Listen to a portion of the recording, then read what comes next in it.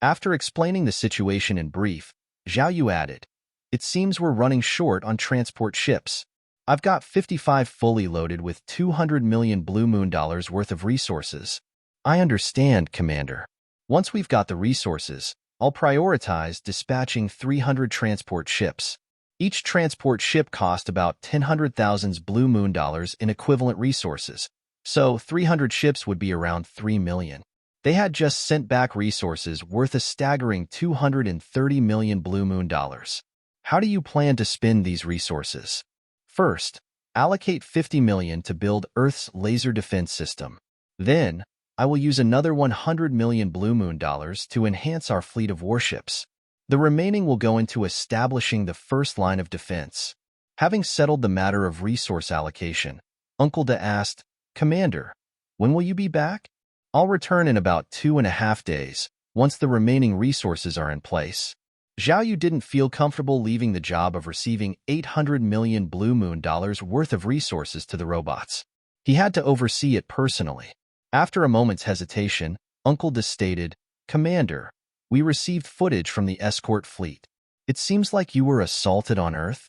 Noticing Uncle Da's curiosity, Zhao Yu briefly recounted how Qiao Shuyu accidentally ran into him. He also shared his conversation with Colonel Chu. "Do you understand their intentions?" After listening, Uncle Da looked utterly bewildered. "Commander, I'll do my best to analyze." "Sure, do what you can. If it's too much, let it go. It doesn't have any major implications anyway." Wrapping up the discussion, Zhao Yu directed the transport ships towards the moon.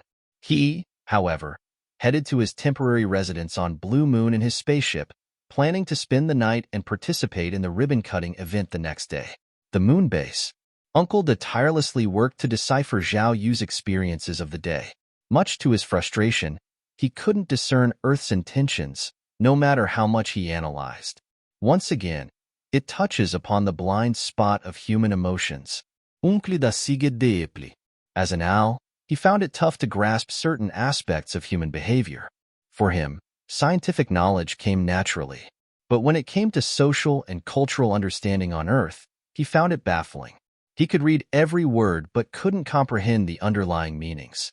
For example, he knew Zhao Yu often used his projection touch watch to generate images of various women and found pleasure using the reward mechanisms built into simulated biological genes. However, he couldn't understand what this pleasure was like or even what it meant. Could it be that I need a human body to understand their behavior like a human? Uncle Da felt a sense of injustice.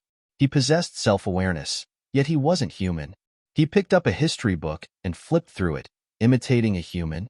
However, this inefficient act didn't help him understand the content any better. Why did Xiang Yu let Liu Bang go at the Hongmin banquet when he should have killed him?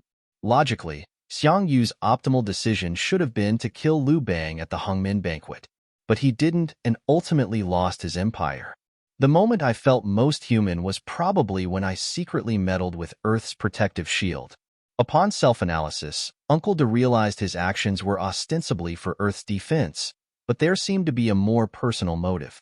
Am I just afraid that the commander will get too close to Earth and not need us? What kind of emotion is this? Uncle Da quickly skimmed through the database transmitted from Earth. He noticed that throughout history, those who worked behind the superiors' backs were motivated by various emotions: love, hatred, revenge, or even greed. Am I doing this out of love, hate, or vengeance? In his emotionless framework, murder was a typical human action. Despite understanding that humans had familial connections like parents, siblings, and relatives, even though he had seen the parents of countless main characters being killed, yet, he still found it hard to grasp the concept of an enemy. Perhaps he would only comprehend the notion of revenge the day Zhao Yu was killed. At the Blue Moon base, Zhao Yu had just awoken and was preparing to freshen up when Uncle Da appeared, an unusual look of weariness on his face. "What's wrong?" Zhao Yu, noticing his fatigued state, couldn't help but express curiosity. "Commander, I have spent the entire night analyzing the experiences you described yesterday. Any results?" "No," Uncle Da admitted, a look of embarrassment washing over his face. He had come across some related materials in the database, known to Earthlings as harem novels. However, these works were focused on biological reproduction. Logically speaking, why would the Earthlings want their officers to reproduce without reason? It didn't make sense. It is all right if we have not found anything. It could be a misunderstanding. Councilman Chu also clarified that it was due to an internal leak, causing some information to slip out, which led to this trouble. Uncle Da shook his head, voicing his concerns. Commander, I believe it is not as simple. How could there be a lapse in such a matter? It is improbable that Earth would make such a mistake. Another thought crossed his mind. The database indicated that excessive reproduction could lead to life depiction and death in Earth's male humans. He speculated that the Earthlings might exploit Zhao Yu's human genetic reproductive trait, leading to his death under a woman's hands. Throughout Earth's history, many men have met their end in such ways, warranting caution. Commander, the ribbon-cutting event isn't crucial for us. Even though we aren't sure of their intentions, we could avoid some manipulation by going against the expected. So, my suggestion is to have a robot take your place in the ribbon cutting. Secretly observe the scene, and we might uncover something. Zhao Yu understood Uncle Da's implication. He feared Earthlings might manipulate the ribbon-cutting ceremony. Although the likelihood was slim, it was still possible. After pondering for a moment, Zhao Yu nodded and replied, "Then let's have the robot cut the ribbon. Is there anything else?"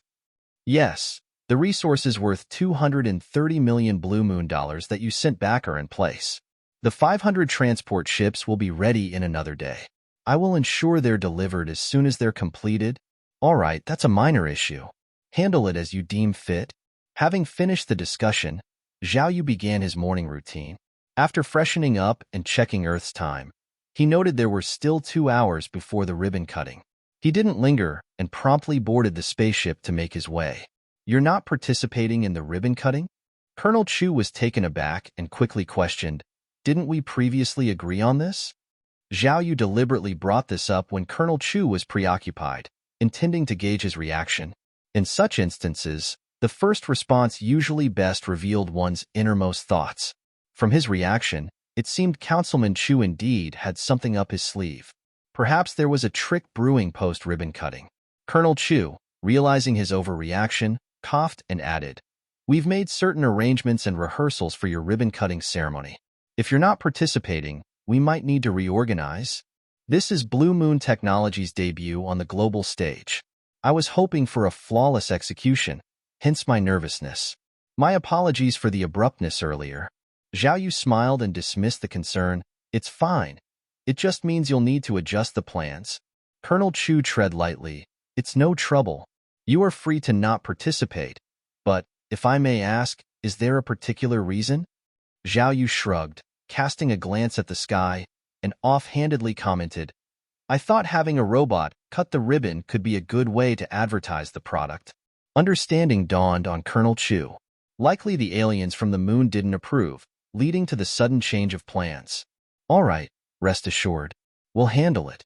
But, will you be attending in person? We've arranged seats for you." He verbally questioned about the ribbon cutting, but deep down he was pondering why the aliens objected to Zhao Yu's ribbon-cutting appearance.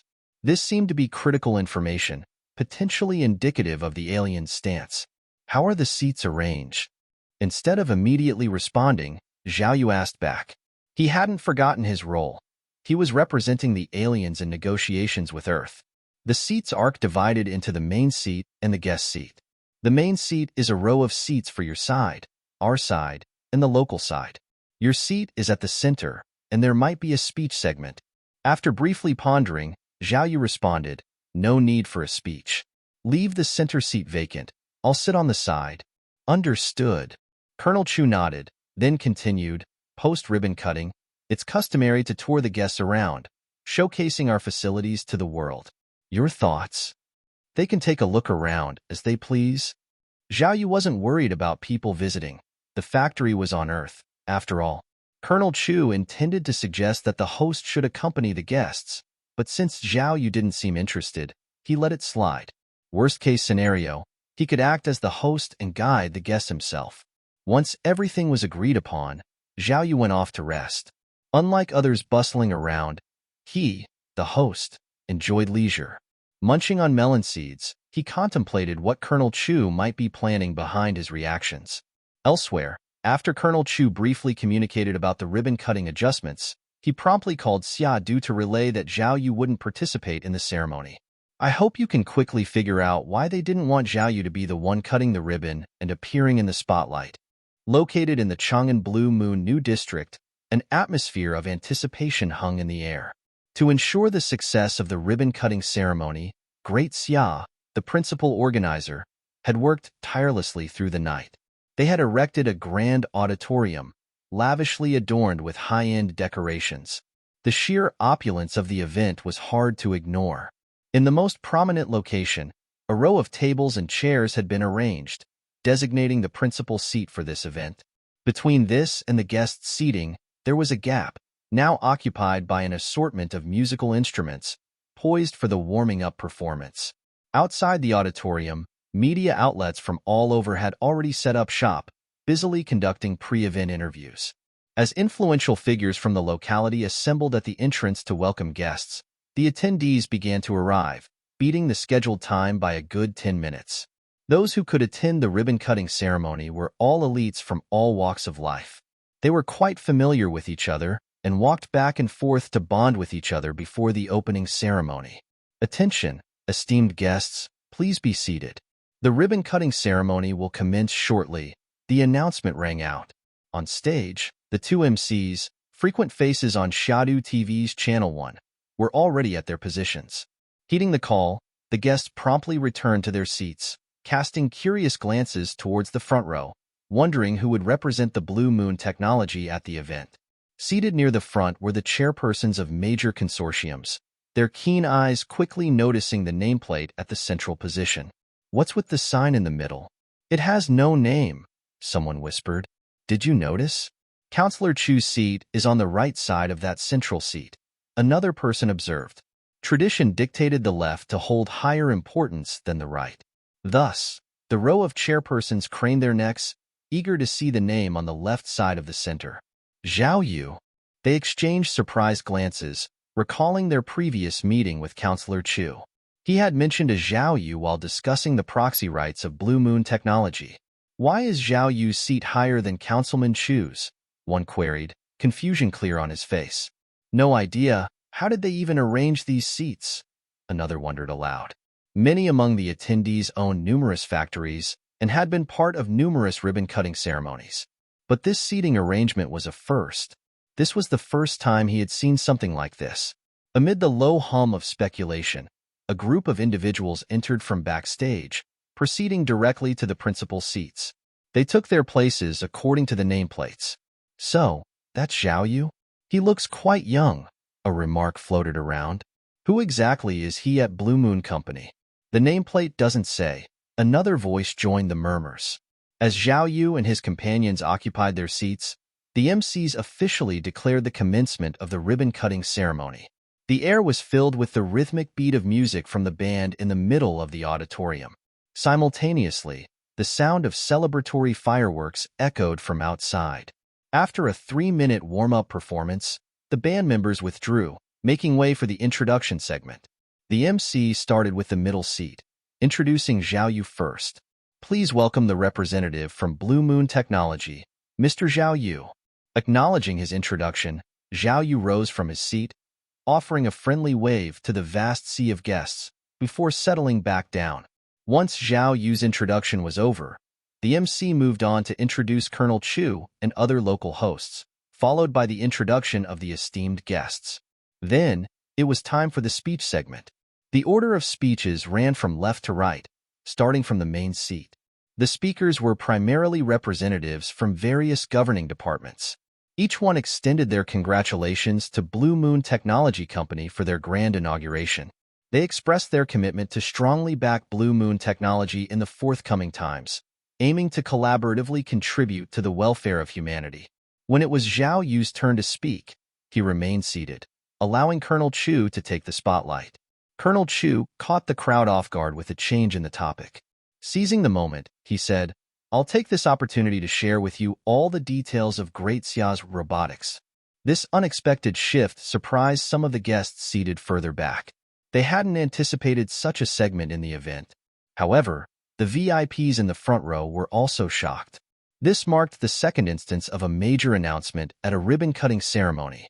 The previous time had been when Great Xia first welcomed foreign investors. That occasion had signified a significant turning point, serving as a showcase to the world of Great Xia's thriving business environment and representing a fresh start for Great Xia. The fact that such an event was taking place again highlighted the high regard Great Xia had for Blue Moon technology. The details being too sensitive to reveal here. There were numerous discussions about the initiative to introduce robots into factories on a large scale. As Colonel Chu wrapped up, murmurs began circulating among the guests. Their hushed discussions buzzed with questions and concerns. Isn't the move to replace human labor with robots a bit too rushed? They mentioned a cap on the number of robots a manufacturer can purchase. Are we expected to compromise our profits for the average consumer? Isn't this moving too fast?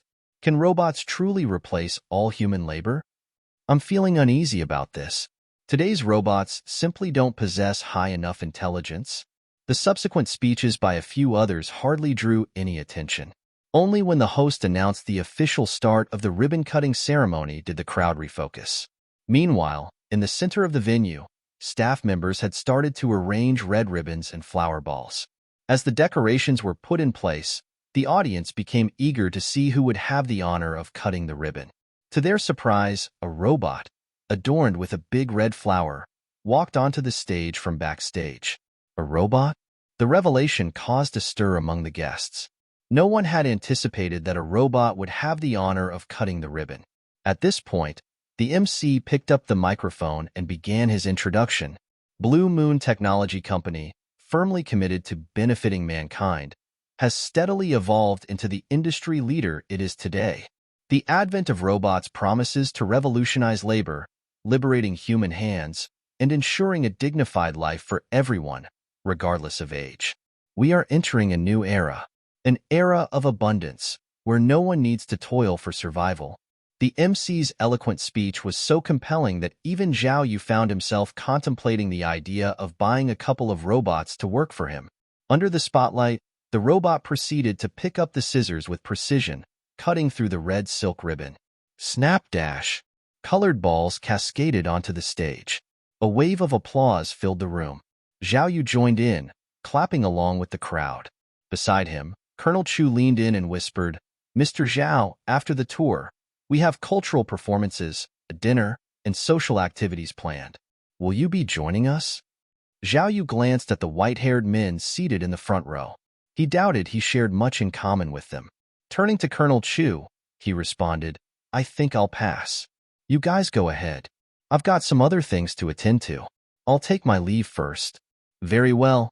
I'll accompany our guests to the factory tour then," said the colonel. "Sounds good." With that, under the unwavering focus of the camera, Colonel Chu led the guests on a tour of the factory. Meanwhile, discussions amongst the onlookers continued. "I'm more worried about the introduction of robots into the factory. How much of the profit can we keep? And how much do we need to give up? If everyone can buy robots on credit, what will they do when they no longer need to work? Indeed, how can people live without work?" Uncertainty and worry were etched onto each face. They couldn't determine whether this change was for the better or worse. Nevertheless, they understood that the coverage of the Blue Moon Technology ribbon-cutting event on television would send shockwaves around the globe.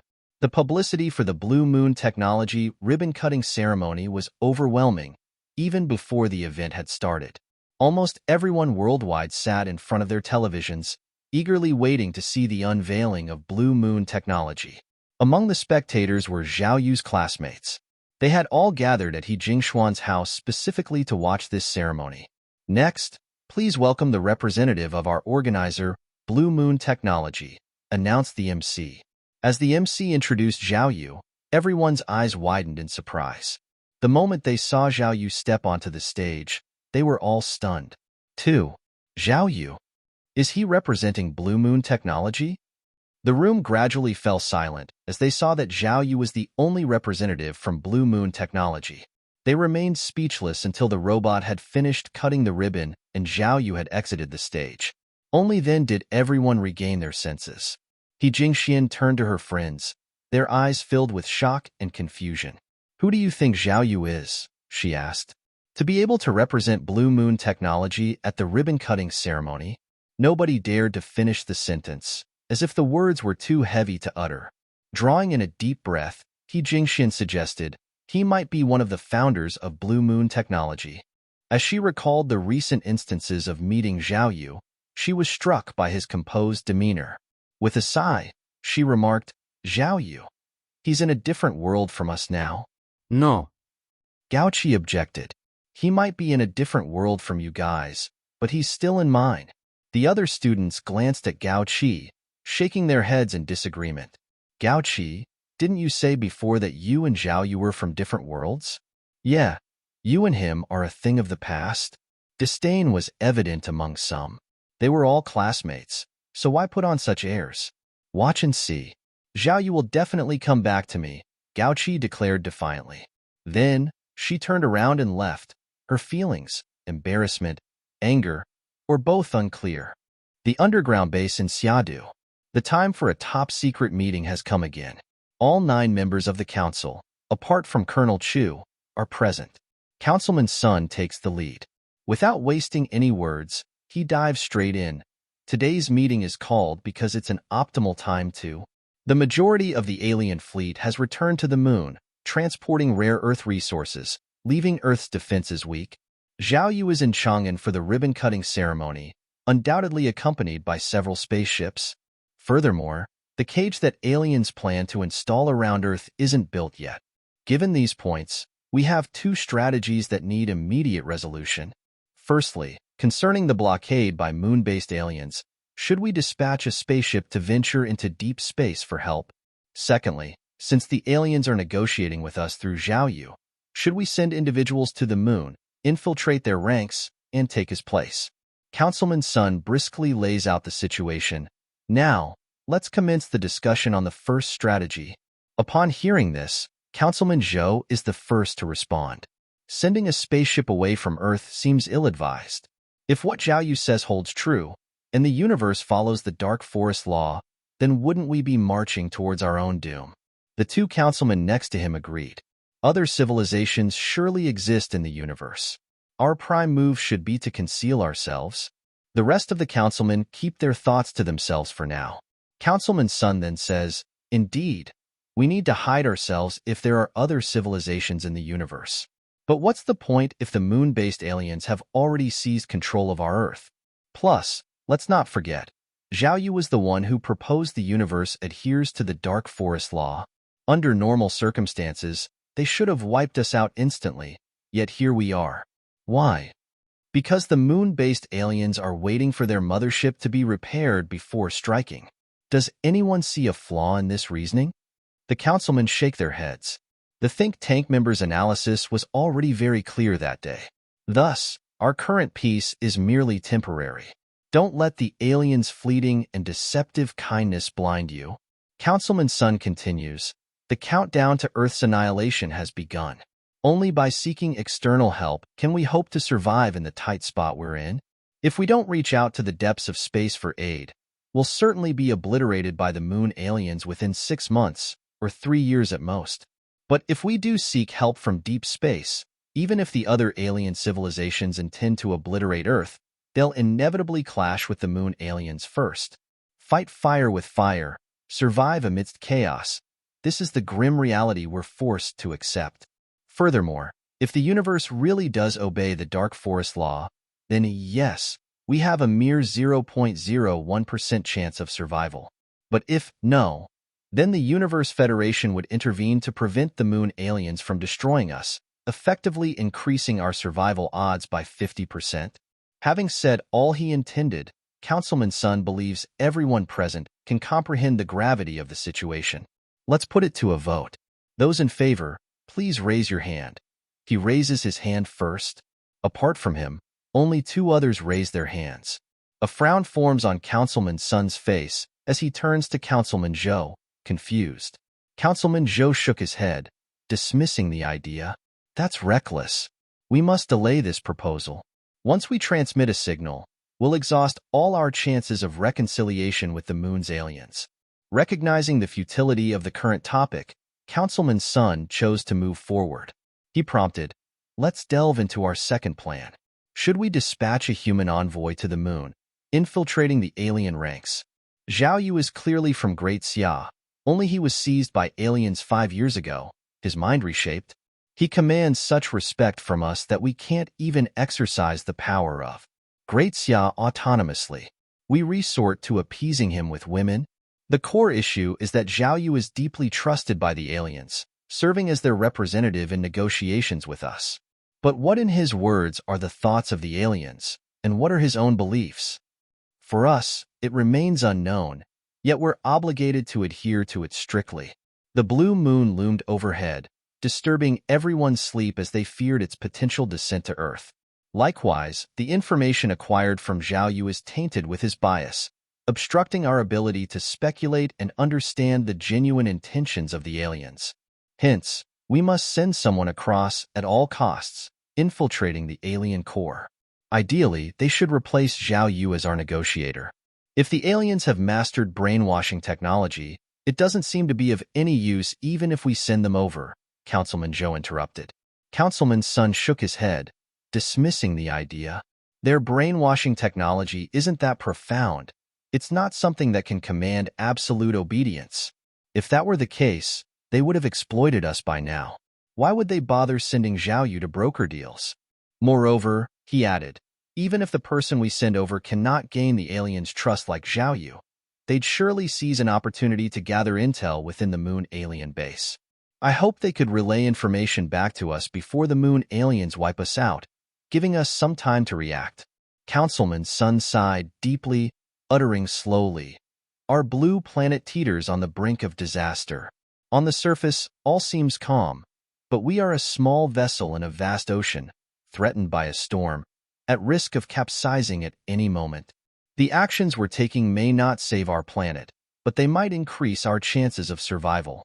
Even if each plan offers a meager 0.01% chance of enhancing the survival rate by 0.001%, we should pursue it."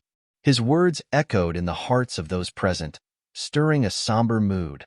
Councilman Zhou sighed deeply, stating, "This is the most perilous era since human existence. Even if it costs us our lives, we must safeguard the flame of human civilization." Nodding, Councilman Sun initiated the vote. "Those in favor of this plan, please raise your hand." This time, all 8 of them unanimously approved the proposal. "All right," he hastened. "Before the ribbon-cutting ceremony begins, we must launch the spacecraft, being careful to steer clear of the blue moon and the moon. At the space agency, don't look so grim. I'm not going to my death." Zhang Tao, with a smile, playfully slapped Chief Engineer Yang's arm. Chief Engineer Yang's expression was heavy. He had a lot to say, but at this moment, he was at a loss for words. This mission was unlike any moon landing. The mortality rate was extremely high. Even though Zhang Tao claimed he wasn't going to his death, Chief Engineer Yang knew the probability of him surviving was very low. Even if he successfully reached the moon, the moment he transmitted information back to Earth one day, he'd be marked for death. Zhang Tao, seemingly in good spirits, chuckled. "This is a good thing. If I succeed, I will be hailed as humanity's savior, leaving a mark in history. You should be congratulating me." "Yes," Chief Engineer Yang responded solemnly. "You will become a savior, but I'd rather have you alive and well." "Old friend, don't talk like that. If I don't go, someone else will. My chances of success are even higher if I go," Zhang Tao interrupted, giving Yang another playful punch. He laughed. "I'm entrusting my daughter to you. Remember, if your son dares to bully my daughter, I'll haunt your house even as a ghost." Watching Zhang Tao trying to lighten the mood with humor, Chief Engineer Yang struggled to muster a smile. He solemnly pledged, "I will take care of your daughter as if she were my own." "Good. With that, I'm reassured," said Zhang Tao, his eyes welling up. He blinked rapidly, swallowing his tears, then turned away. "No more talk. The launch window is short, and I must go. Any longer, and I'll miss the opportunity." Not far away, the onlooking staff silently observed the exchange. When the conversation ended, Councilman Sun stepped forward. "Zhang Tao, The fate of humanity is now in your hands. Zhang Tao immediately became serious, saluting in response. I will face the danger head-on, considering death as going home. I will do everything in my power, even if it means sacrificing myself, to secure a future for humanity. Salute! Councilman Sun shouted, and everyone present returned Zhang Tao's salute. Tears welled up in every eye, but they understood. This sacrifice was necessary. If not Zhang Tao, it would be someone else. Zhang Tao hurriedly returned the salute, then turned and strode towards the spacecraft. He was afraid that he couldn't hold back his tears any longer. Just as he reached the spacecraft's door, Zhang Tao finally couldn't hold it in anymore. He turned around, seeing the teary-eyed crew, and laughed loudly. Everyone must die someday, but I will leave a legacy for eternity. My friends, I've seized this chance to make history. When I return, I'll be sure to drink 3 cups in self-punishment. With that, he turned and plunged into the spacecraft. Tears streamed down every face present. Chief Engineer Yang's face was streaked with tears, but in this moment, he clenched his fist and shouted, Zhang Tao, you promised. You owe us 3 cups of drink, so you have to come back.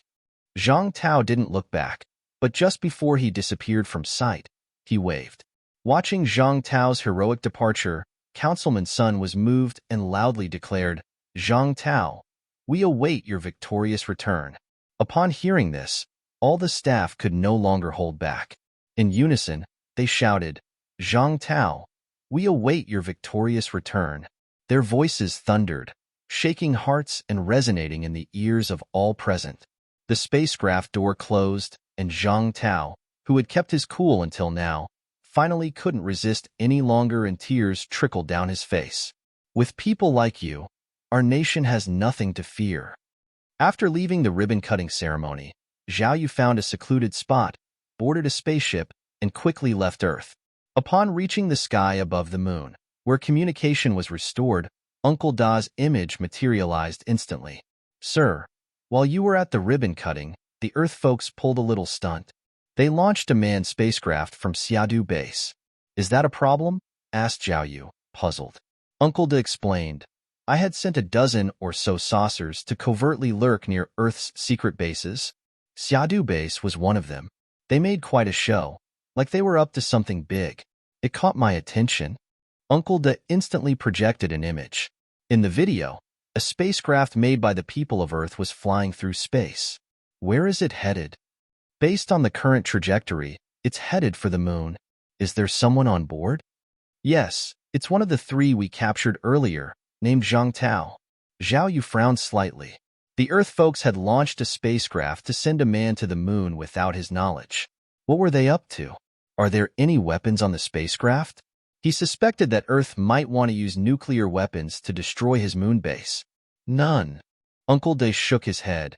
As soon as this spacecraft took off, I had the cloaked warship scan it continuously and found no evidence of any weapon systems.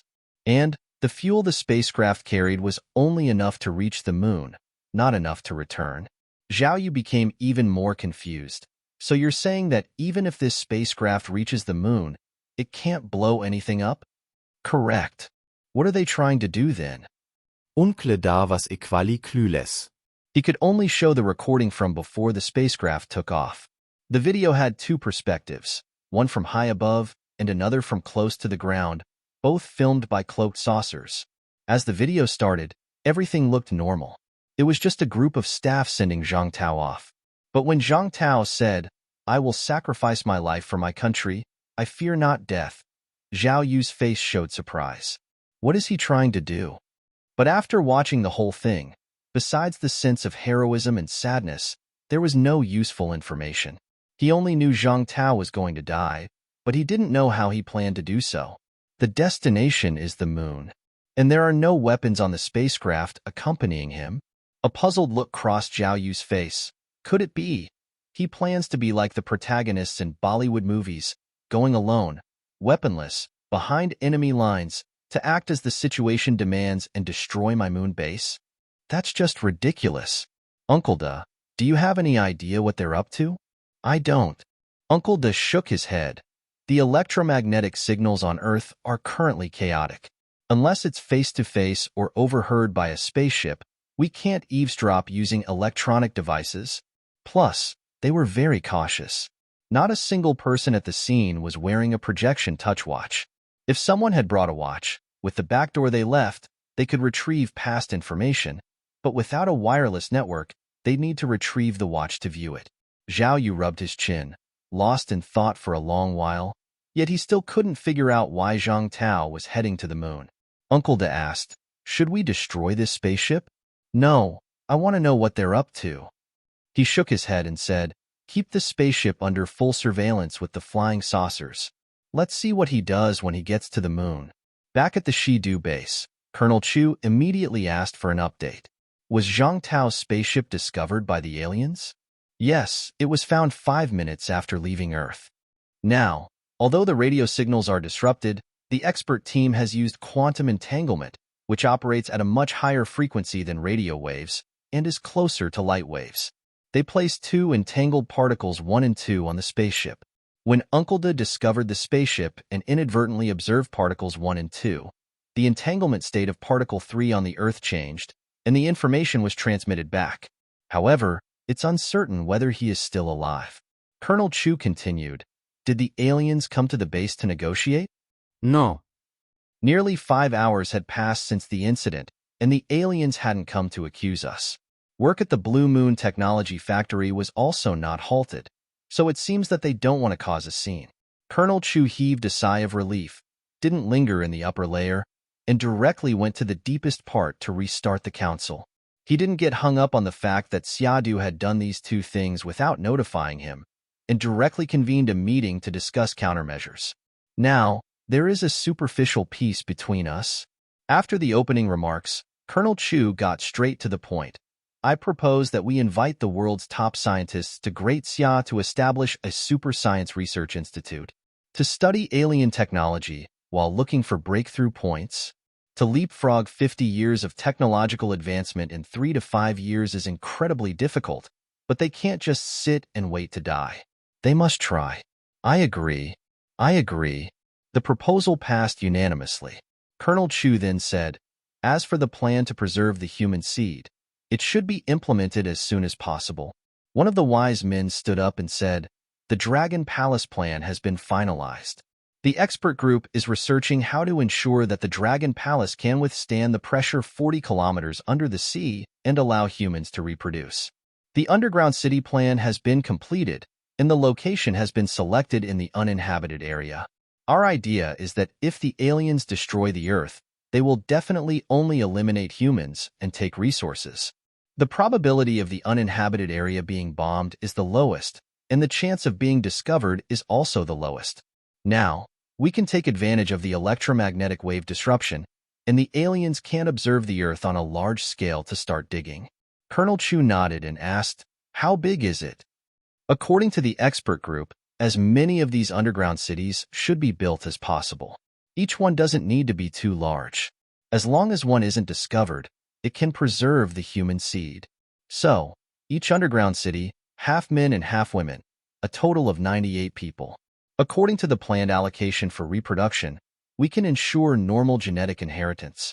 If the number falls below this, many recessive genes would combine, leading to birth defects and various inherited diseases. Everyone began discussing the underground city plan, and eventually decided to build 1,000 underground cities in uninhabited areas around the world. 1 kilometer deep. They wanted to dig even deeper, but due to time and technological constraints, 1 kilometer was the most feasible and quickest option. Of course, apart from the underground cities that are 1 kilometer deep, there are also super underground cities that reach 3 kilometers, 5 kilometers, and even 10 kilometers deep. These would take longer to complete and may not even succeed, but they would begin construction along with the other underground cities. As the meeting neared its conclusion, the door was pushed open, and a staff member came in to report. "Leaders, Zhao Yu has arrived." "Zhao Yu is here? Is he here to question our actions?" Zhao Yu's unexpected arrival caught everyone in the room by surprise. Colonel Chu shook his head. "He's not here to find fault, otherwise he would have come 5 hours earlier. HL, go and check the situation." Upon reaching the surface, the atmosphere seemed cordial. Zhao Yu was comfortably sitting on a sofa, chatting with Wang Du. Seeing Colonel Chu's arrival, Wang Dayue promptly got up, vacated his seat, and left the room consciously. With the room free of others, Colonel Chu smiled and asked, "At the ribbon-cutting ceremony, Mr. Zhao Yu, you left abruptly. Was there an issue?" Zhao Yu returned the smile and said, "Nothing really. My pet cat back home learned how to do backflips. Just had to check on it." Both parties tactfully avoided mentioning Zhang Tao's trip to the moon. Seeing Zhao Yu didn't bring up Zhang Tao, Colonel Chu didn't either. Instead, he asked about Zhao Yu's purpose for the visit. Zhao Yu straightforwardly said, "Blue Moon Technologies' factory on Earth is quite impressive. We have seen your sincerity. After discussions with our higher-ups, we have decided to introduce new products into the Earth market. At present, they were still 7,000 technology points short of upgrading to the third generation of nuclear fusion. After the upgrade, they could make significant changes to their warships." Following this event, Zhao Yu had been constantly screening products for trade, hoping to roll them out as soon as possible. Are the new products intended to accelerate the technological development of Earth? Colonel Chu pondered for a moment, realizing that this event had accelerated the original plans of the aliens' beings on the moon. This meant that the time left for Earth was being shortened. He wasn't sure if it was the aliens' intention or Zhao Yu's. He felt a little uneasy, but his face showed surprise and joy. "Welcome.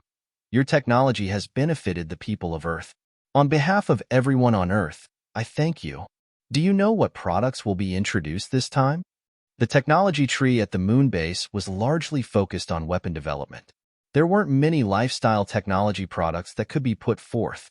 To make up for the 7,000 technology points, Zhao Yu brought out quite a few things this time.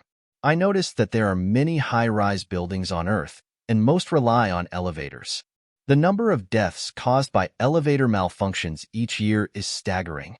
So, we plan to invest in a light tweezers sky ladder project on Earth to replace elevators and ensure no casualties when moving up and down buildings." Light tweezers technology? Colonel Chu was shocked.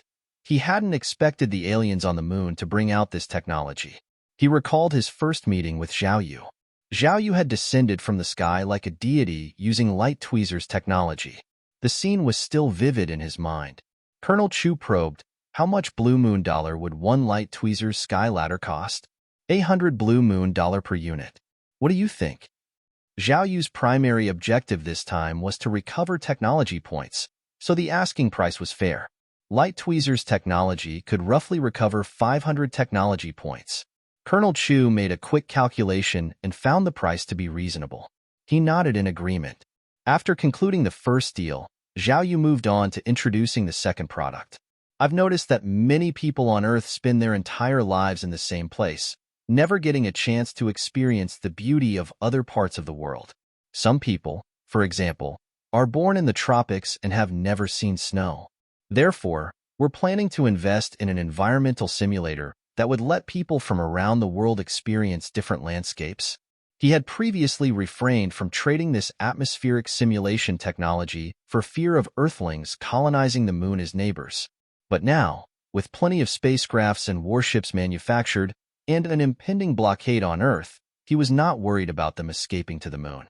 Colonel Chu's maintained a poker face, but internally, he was ecstatic. They had only just initiated their underground city plan, and here was Zhao Yu offering an atmospheric simulation. It was as if someone had given him a pillow as he was dozing off. "That sounds fantastic. On behalf of the children in the tropics, thank you.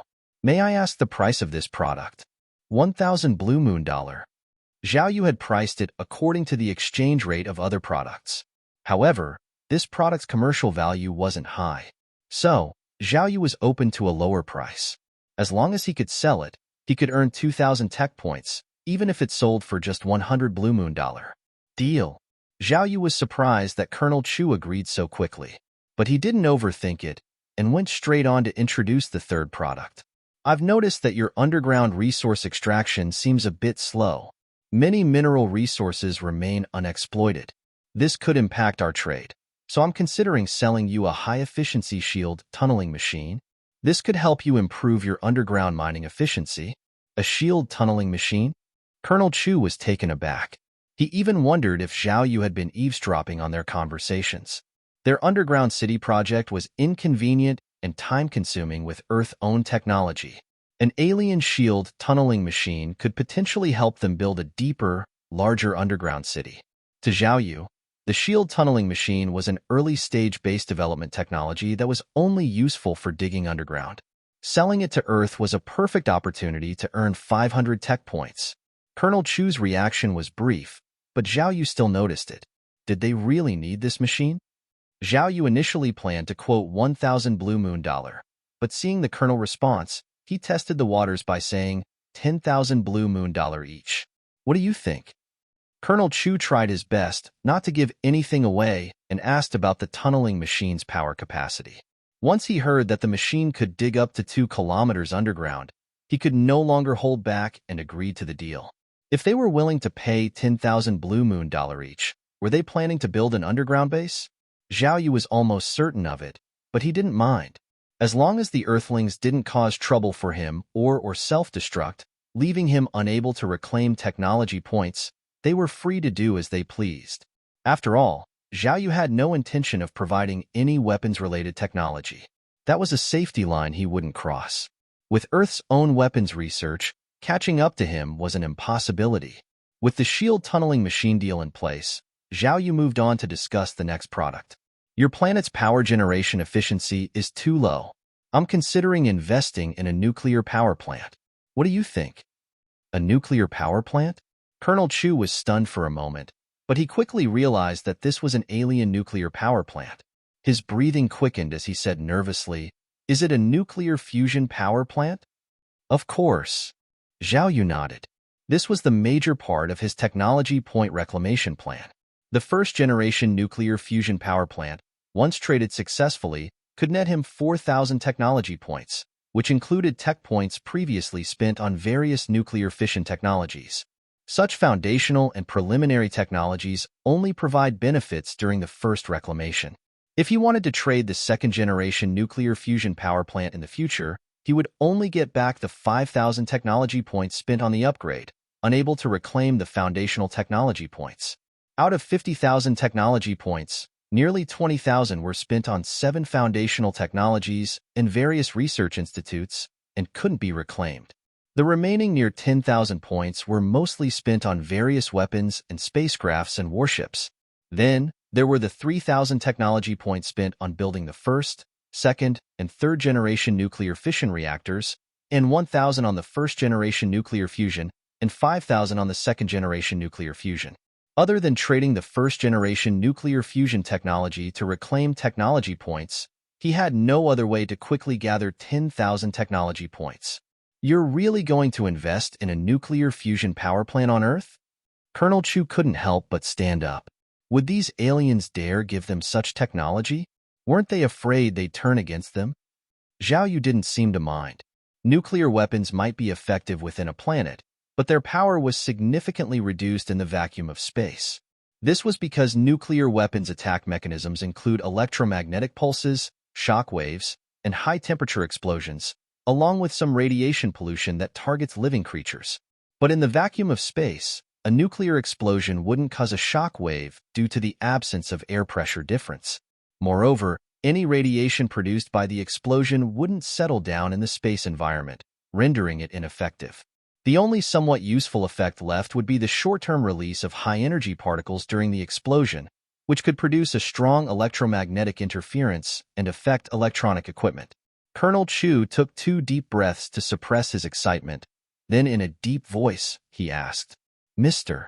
Zhao Yu, may I ask how much you're asking for your investment in the nuclear fusion power plant?" 10 billion Blue Moon dollars worth of resources. What do you think? The first line of defense required 10.9 billion Blue Moon dollars worth of resources. It would be best if he could get all of them in one go. 10 billion? Colonel Chu exclaimed in shock, taken aback by the magnitude of the number. Is it too much? No, no.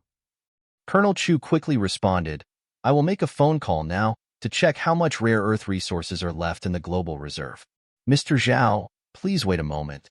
Controlled nuclear fusion. This technology can directly elevate the technological level of Earth and initiate a new era of scientific revolution. Its importance is unquestionable. Even if it costs 100 billion, they would find a way to obtain it. It had been 80 years since the appearance of Earth, and the research on nuclear fusion had never been abandoned.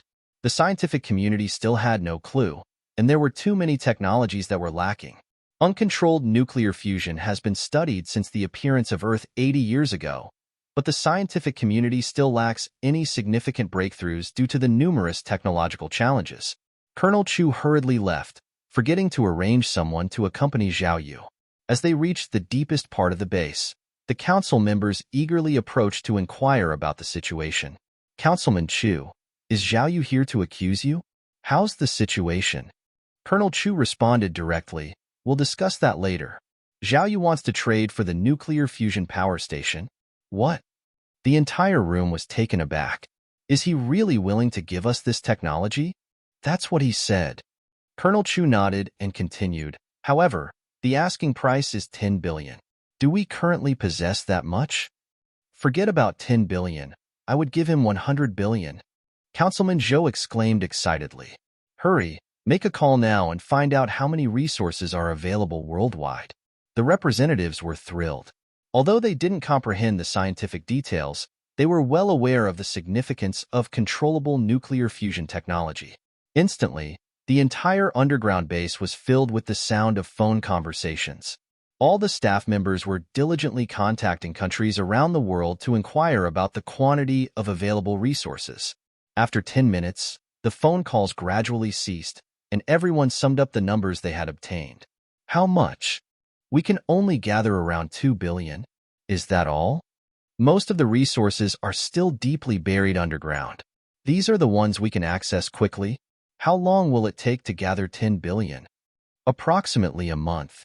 Colonel Chu returned to the surface after receiving the answer. He briefed them on the current status of resources on Earth. 10 billion in a month? Zhao Yu furrowed his brow upon hearing that. The reason he offered the nuclear fusion power station was to earn technology points and accumulate 10,000 to upgrade the nuclear fusion technology to the third generation. 1 month is a bit too long. After considering for a moment, he spoke. "Do you only have 2 billion now?" "Yes." "Then let's go with 2 billion. According to the rules of the mysterious merchant, the return of technology points required the completion of the transaction between both parties. Therefore, in order to obtain the technology points quickly, he had to lower the price. However, the issue of resources was easily solvable. They could establish a few production lines on Blue Moon and send some resources underground. Colonel Chu was overjoyed and quickly expressed his gratitude. Deep down, he understood the significant role of controllable nuclear fusion technology in advancing Earth's technology. The reason why Zhao Yu lowered the price so much in one go was to accelerate the progress of repairing the mothership.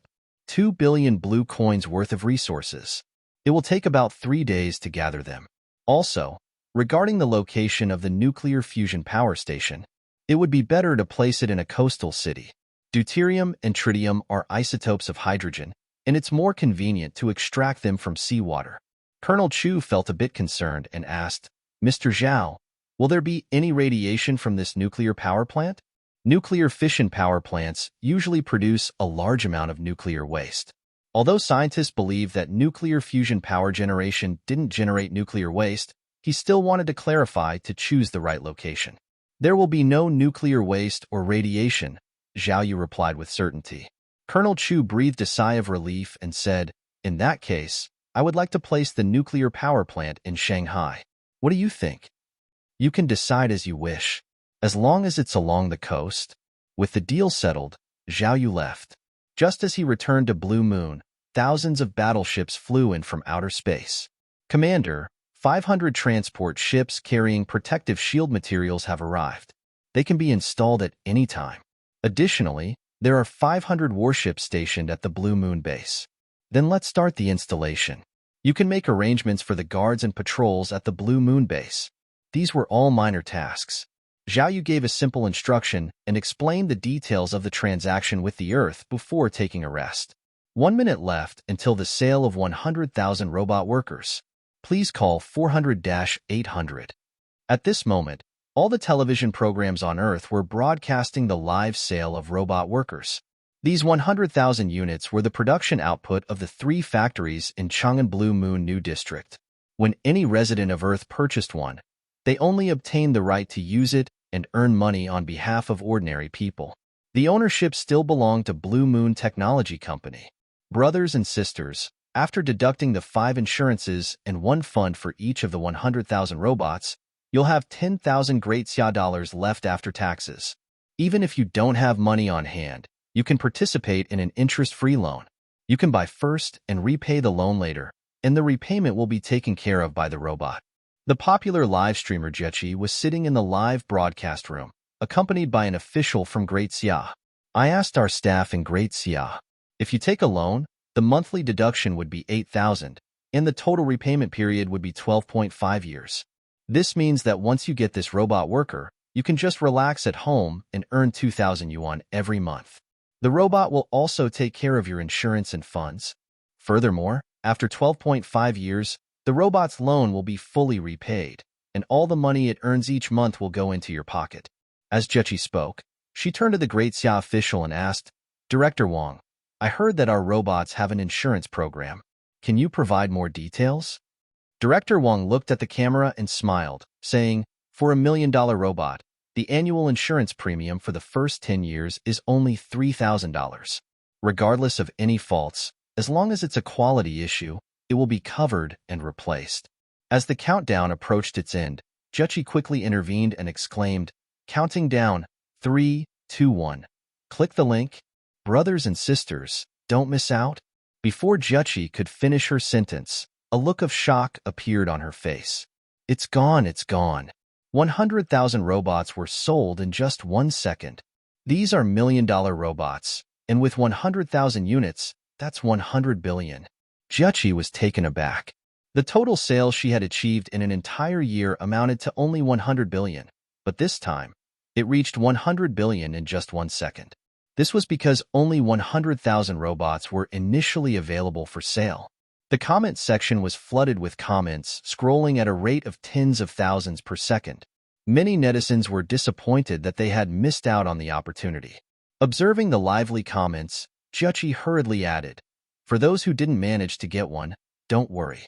The production lines of Blue Moon Technology have already started, and the second batch of 1 million robots is expected to go online in 5 days. If you make an appointment now, the queue will be greatly advanced. In just a few minutes, the number of reservations had exceeded 100 million, and as time passed, the number would increase. On the web, the hottest buzz was about the commencement of the maglev bus service. The fare's similar to an airplane ticket, but I heard it's even faster. Hey, it seems it's only operating in Chang'an at present. Other cities have yet to catch on. Guys, I got my ticket from a scalper, paid 10 times the original price, but trust me, it was worth every penny. Come on, it can't be that fantastic, right? When I tried it, it was noticeably quieter during takeoff. Apart from a slight vibration while ascending and the better soundproofing, there wasn't much difference. I managed to grab a robot, inputted some data and account details. Now I'm eagerly waiting to see if I'll get paid next month. 9 out of the top 10 trending discussions revolved around robots and the maglev bus. The only one standing out was the hashtag projection touchwatches, a luxury gadget. Compared to the other 2 subjects engaging the public, the projection touchwatch was a high-end product, something the average person could hardly afford. Is this your shield tunneling machine? In the Blue Moon New District of Chang'an, a team of experts from the Earth were dumbfounded at the sight of the massive shield tunneling machine in front of them. Its diameter was more than 100 meters. Were they intending to dig a hole? This machine seemed like it could slice through a mountain. Zhao Yu offered a quick rundown of the machine's functions. Using his projection touchwatch, he shared a detailed user manual. Besides the shield tunneling machine, trading the light tweezers Skyladder and environmental simulation systems was tricky. They required orders from Earth, after which Zhao Yu would dispatch an engineer for installation. There was no rush. All that was required was finalizing the deal before the completion of the nuclear power plant. Observing Colonel Chu and the team of experts completely mesmerized by the massive shield tunneling machine, Zhao Yu shook his head and said, "You guys continue your exploration. I'll go set up the production lines for the light tweezers skyladder and environmental simulation. Sure, go ahead. Once Xiaoyu exited the scene, the experts couldn't contain their curiosity any longer. They extended their hands, eager to touch and feel the enormous shield tunneling machine, like they'd seen a captivating lady. Colonel Chu, a bit taken aback by their enthusiasm, asked, "Can this machine actually dig underground?" "A machine of this size should be capable. We need to check the specifics, though." There were hundreds of experts present, all specializing in shield tunneling machines. Each of them had a role to play. Some analyzed the user manual, some examined the materials used to construct the machine, and others studied its structural design. Colonel Chu, standing off to the side, would occasionally catch the astonished exclamations of the experts. After an hour, a representative of the experts came forward with a flushed face to report their findings. "We can dig. This marvel can dig all the way to the mantle layer, at the very least. What's astounding is that the tunnel lining isn't composed of mud, but steel. This implies that the processes of drilling, reinforcement, and constructing the tunnel can take place almost simultaneously. According to the manual, this steel structure can withstand an earthquake of magnitude 10. Colonel Chu asked, "So, can you operate this machine now?" "More or less. Each team of 5 of us is handling a different section. We've mostly got the hang of operating this shield tunneling machine." "That's good news." Colonel Chu nodded, his face soon clouding with a new predicament. The massive shield tunneling machine looked to weigh well over 100,000 tons. What could they possibly use to transport it? The most powerful aircraft could only lift 800 tons. Even with 100 of these aircraft, they might not be able to shift it. What about trucks? Trains? Ferries? Colonel Chu ran through the options in his mind, but he couldn't figure out what tool or vehicle could possibly move this massive machine. Well, leave it to the experts to figure out. Colonel Chu decided not to worry himself with it. He instructed his subordinates to inform Xia Capital about the issue at hand and ask them to find a solution. Upon receiving the three-dimensional data of the shield tunneling machine, the experts at Xiadu immediately began running calculations. The expert team, their hair thinning from the stress, finally reached a conclusion. It's possible to transport it. There are 2 methods. One is overland transport, which would require the God Continent's transport vehicles. Additionally, we would need to construct specialized roads as we move along. The other is water transport. At the very least, 3 aircraft carriers would be required to pull it. To expedite the process, we would need 10 aircraft carriers. Colonel Chu was taken aback for a moment. He asked if air transportation was feasible, but the response was a resounding no. Even using the most advanced rockets, 10 fired in unison, would fail to make the shield machine airborne. The God Continent transport vehicle, a specially designed vehicle capable of pulling aircraft carriers, had more than 2,000 tires and hundreds of high-powered engines. The main issue was the road conditions. Ordinary roads wouldn't be able to handle it. Even a small crack could pose the risk of a catastrophic flip-over. As for the aircraft carriers, they were limited to water travel. Upon reaching the destination, getting them ashore presented another significant challenge. "If we can manage to float this shield tunneling machine," suggested Zhuge Tao, "we could haul it to an uninhabited island in the open ocean and construct an underground city there." Firstly, this is a prototype, set to be delivered to an uninhabited island for data testing. What if, during the next transaction, we let Xiaoyu transport it directly to the deserted area using their spaceship? Colonel Chu seemed taken aback. "Won't they stumble upon our underground city construction?" Zhuge Tao replied with a grin, "We could initially construct a passageway near the deserted area, one that can accommodate God Continent transport vehicles. Keeping some distance from the location where we deploy the shield tunneling machine should be fine." After pondering for a bit, consulting with Xia Capital, Colonel Chu finally decided. He would send the shield tunneling machine for a trial run on the deserted island. Once the discussion was concluded, Colonel Chu promptly located Xiaoyu to explain the plan. "It's a minor issue. Where do you suggest we place this shield tunneling machine?" Xiaoyu had already handed back the tech points for the shield tunneling machine, so he was quite amenable to discussion. "How about the seaside, near the aircraft carrier base? Does that work for you?" "No issues with that. Returning to the shield tunneling machine, the once smiling experts were now filled with anxiety, replaced with a worry-filled countenance. They were collectively brainstorming how to relocate this massively heavy shield tunneling machine. "Let's get everyone out of there," Colonel Chu ordered upon his arrival. "What's happening?" "We're about to move this shield tunneling machine, so everyone needs to evacuate promptly." This declaration startled the experts. They hadn't considered how this heavy machine could be moved. These experts, all from the shield tunneling machine domain, were aware of Blue Moon Technology's intention to sell one, but lacked insights about other aspects. What will we use to move it? Where's the God Continent transport vehicle? The exclusive routes for the God Continent transport vehicles haven't even been paved. How will the transport happen? Some experts felt so connected to the shield tunneling machine that they were reluctant to leave, expressing their complaints vocally. Everyone needs to get down. Despite several reminders from the staff, some people stayed put. Seeing this, Zhao Yu gave a light laugh, stating, "No need to descend. We'll transport them all together." He waved his hand as he spoke, and a transport carrier, 10 kilometers long, gradually materialized overhead. "What is that?" All the experts were flabbergasted. A few of them were so terrified that they collapsed on the spot, immobilized. Colonel Chu contemplated the situation but said nothing. These experts would be part of the underground city project, so there was no harm in letting them in on the secret. Just as everyone began to panic, a brilliant beam of light shot out from the bottom of the carrier. Light tweezer technology? Colonel Chu was astounded. Could light tweezer technology manage to pull 100,000 tons?